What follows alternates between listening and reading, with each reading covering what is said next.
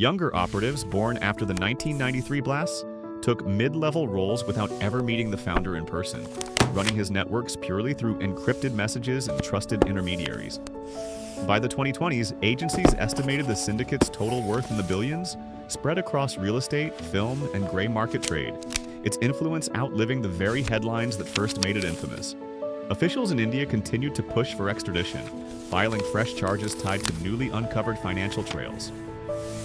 Each filing drew brief coverage, then faded from the news cycle the way it always had. Somewhere, in a guarded compound, few photographs have ever confirmed the man who built it all was reported, by unverified accounts, to still be alive. The manhunt, 3 decades old, had never technically ended. Governments froze assets tied to shell companies. Still, the network adapted, shifting into cyber fraud and hawala transfers that left almost no paper trail. By the 2000s, task forces in at least 4 countries were tracking cells linked to the syndicate, from London to Karachi to Kuala Lumpur. Each raid seized ledgers, phones, cash, but never the man who started it all. Former associates turned informants described a leadership structure so decentralized that removing any single node barely slowed operations. The syndicate had become less a gang and more an idea, a business model copied by smaller crews chasing the same blueprint. Directors who refused found their sets vandalized or their financiers threatened. The organization's grip on the entertainment industry became an open secret, whispered about but rarely reported. Then, in 2008, a new front opened. Coordinated attacks struck Mumbai's hotels and railway station, killing over 150 people. Investigators found links between the attackers' logistics and smuggling routes the syndicate had used for over a decade, though direct command involvement was never proven. Public pressure mounted. European police began flagging front companies linked to its money.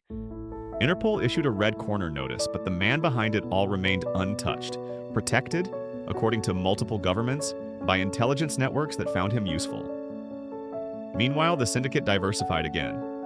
Bollywood producers received calls demanding protection money before a film could shoot. European police began flagging front companies linked to its money. Interpol issued a red corner notice, but the man behind it all remained untouched, protected, according to multiple governments, by intelligence networks that found him useful. Meanwhile, the syndicate diversified again. Bollywood producers received calls demanding protection money before a film could shoot. Analysts began comparing it to a multinational corporation, complete with regional franchises and quiet succession planning. Extradition treaties were signed, then stalled in courts for years.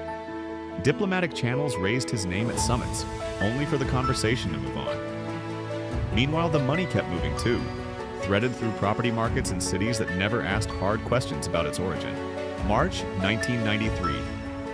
Bombay's docks sit quiet before dawn. A fishing trawler idles offshore, its hold packed with crates marked as machine parts. Inside, the crates hold rifles and explosives, smuggled in under cover of the tide.